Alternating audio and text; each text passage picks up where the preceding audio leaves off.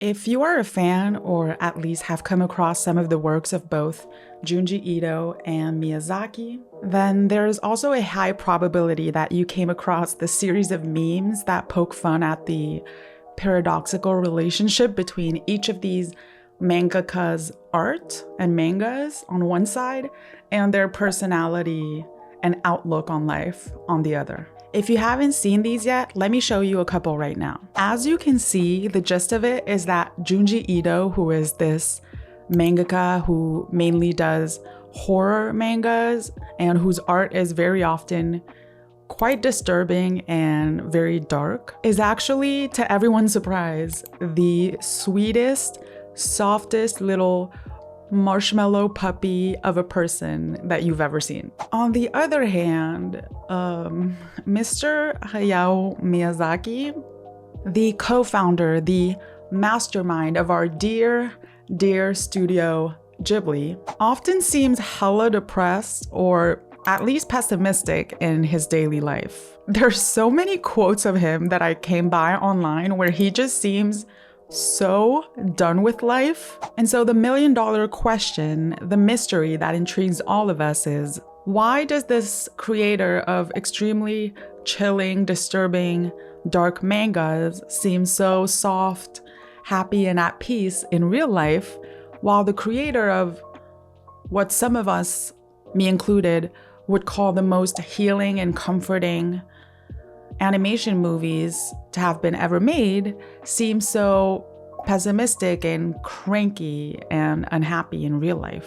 I have a theory that I came up with regarding this whole matter, and I'm gonna share it with you now, and I'd love to hear your thoughts. This theory came to my mind recently because I experienced something a little bit similar. I was starting a new semester, and in the studies that I'm doing, that means that I meet a whole new class and a whole new set of classmates. And in the first week, I was next to this girl who was really nice, and we got along pretty well. After a couple of days, she asked me for my Instagram, and when I gave it to her, she clicked on my profile, but also on the other profile that was in my bio, that is my art Instagram. And so she scrolled a little bit in class in front of me, and she turned around and she said, "Oh, you seem to have a lot of negative thoughts." She wasn't judging me by any means, but I could see in the way she was processing the information and the way she said that it was just unexpected, and she was kind of forming a new image of me accordingly. The semester goes by,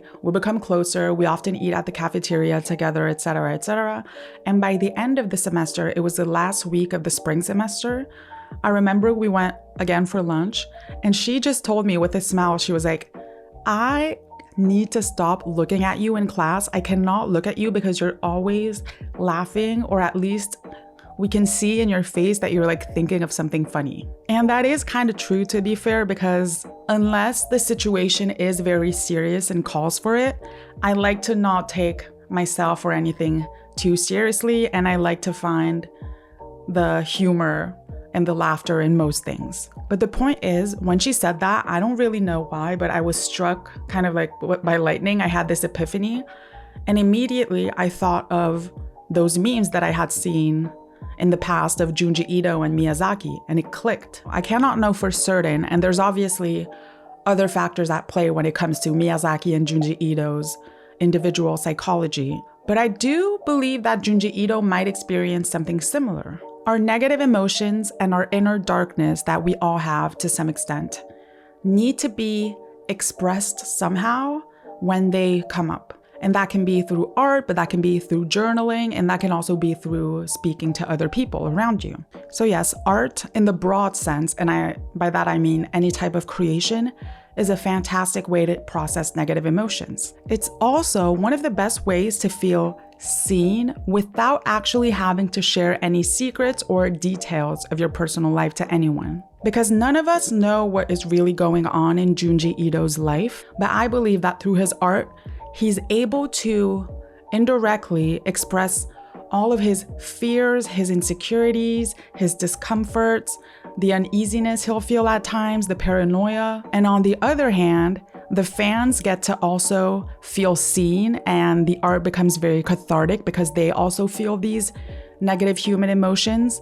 while also getting to preserve their privacy. And so it's really a beautiful win-win situation between the artist and the fans, who both get to feel seen and validated in that inner darkness and in those emotions, while preserving their privacy. To offer a potential, though not exhaustive, again, explanation for Miyazaki's situation, I would like to make a parallel with the professional world. If you think about it, you'll quickly observe that the more an industry and a profession involves putting up a constant, happy and pleasant front, no matter how unpleasant and hard the situation is, the messier things are behind the scenes. I'm sure that some of you have some experience in this. I certainly have with the various student jobs that I had, but the most obvious ones are the hotel industry, the customer service industry, the entertainment industry, oh my God, that one, for sure, the beauty industry, and to some extent, I would say comedy. Although with comedy, I think it could go both ways. It can go the Junji Ito way and the Miyazaki way, and it really depends on the comedian. Because some comedians really use dark humor in a cathartic way, and so I guess that's very healthy for them. But some hide behind very happy and more positive laughter, and for them, their comedy is just a mask, and they're kind of addicted to making people laugh.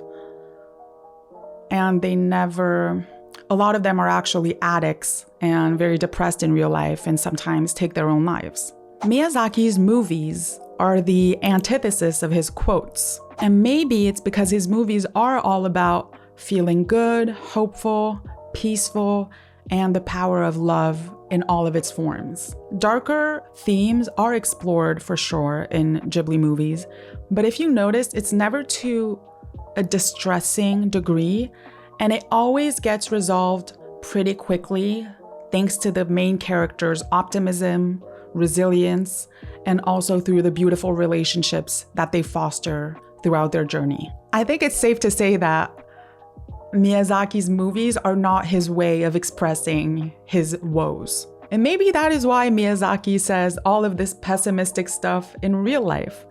Maybe for Miyazaki, the way he expresses his inner darkness and negative emotions is not through his art, but through daily speech. And to play devil's advocate, even though it probably must not be very pleasant to be around him at times, but in defense of his art serves a lot of different functions, and all of them are valid. Miyazaki's movies will forever be a masterpiece that many, me included, will feel forever grateful for. This is all to say that 1, not all artists who make dark art are miserable, and at times it can be quite the contrary. 2, humans thrive in an environment where they actually feel safe to express their positive emotions and their negative emotions alike and can do so freely.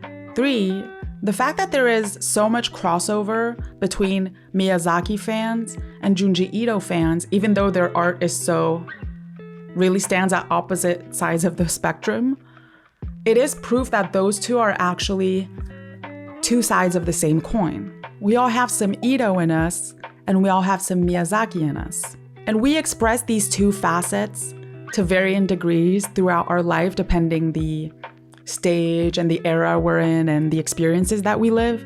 And I think that's what will make the human experience forever fascinating and certainly never boring. All right, that's all for today. I hope you enjoyed this video as much as I enjoyed making it. If you did, don't forget to subscribe, and I will see you very soon in the next video.